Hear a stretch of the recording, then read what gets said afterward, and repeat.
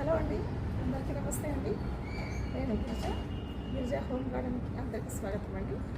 అయితే క్రితమే నేను మీకు ఇవి చూపించానండి. ఇది బెండకాయలు. ఈరోజు విత్తనాలు చూస్తాను కదండి, ఇవి బెండకాయలు అండి. ఇవి విత్తనాలు ఇంకొంచెం విత్తనాలు ఇవి వేసి అనుకుంటున్నానండి. ఇది ఒకటే కాకుండా చూసారా, దీనికి పువ్వులు వస్తున్నాయి చూడండి అక్కడ. ఒకసారి అందరూ ఎలా ఉన్నారండి? అందరూ బాగున్నారు అనుకుంటాను. మేము కూడా బాగున్నామండి. చూడండి, ఇవి విత్తనాలు.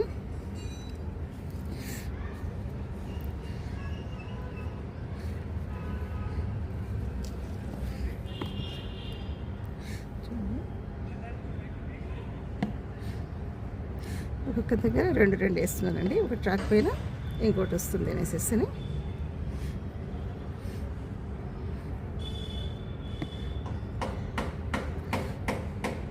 వేసారండి. ఇది కనిపిస్తున్నారండి, ఇవన్నీ ఆకులు అండి. ఆకులు ఎండిపోయిన తర్వాత ఉన్న ఎరువు అన్నమాట. ఇది చేసిన ఎరువు. ఇదంతా మట్టి కూడా వేయలేదండి, ఒట్టి ఆకులే. ఇదంతా అదేనండి, మొత్తం అదే.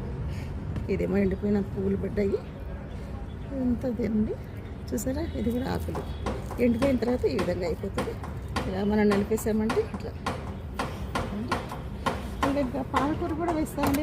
పాలకూర ఇంత క్రితంసారి నేను కొంచెం కోసుకున్నాను. ఇదేనండి, మళ్ళీ పెరిగింది. ఇది కూడా చూపించాను. ఇప్పుడు ఇంకోసారి విత్తనాలు వేస్తానండి, పాలకూర విత్తనాలు.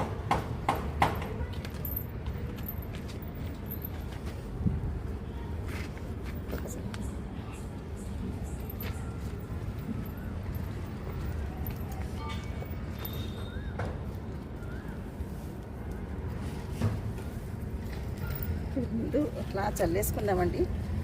బాగా పెరిగిన తర్వాత విడివిడిగా చేసి పెట్టుకుందామండి.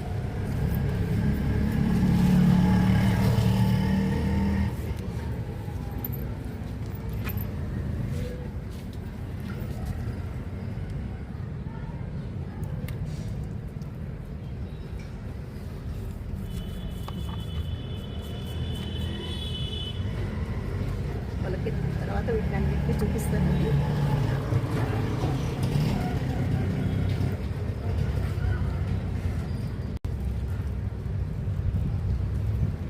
వీటి మీద కాస్త నీళ్ళు చల్లేస్తానండి.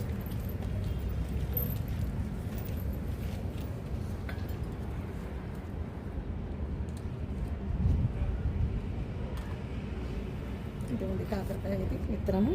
మీకు ప్రతిసారి తెల్లగా వచ్చే కాకరకాయలు చూస్తున్నారు, ఈసారి గ్రీన్గా వచ్చే కాకరకాయది విత్తనం అండి. ఇది నేను ముందు వేశానండి, ఇంటి ముందరే. ఇప్పుడు కూడా అదే వేస్తాను, మీకు చూపిస్తానండి.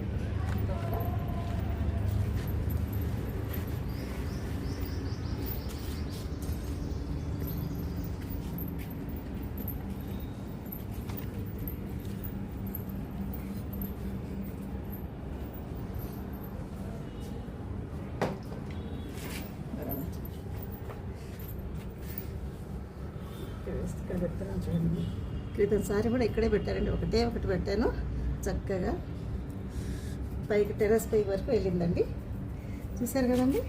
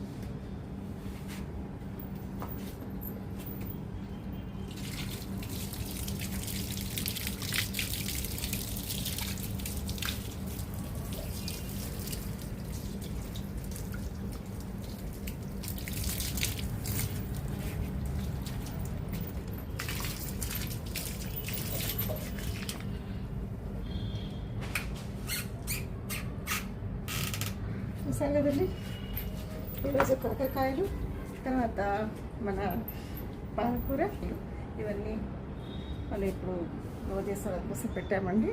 ఇవి త్వరలోనే గ్రో అయిపోతాయి. దాని తర్వాత మరి ఇంకొక వీడియో తీసుకుందాం. అంతవరకు సెలవండి. నమస్తే.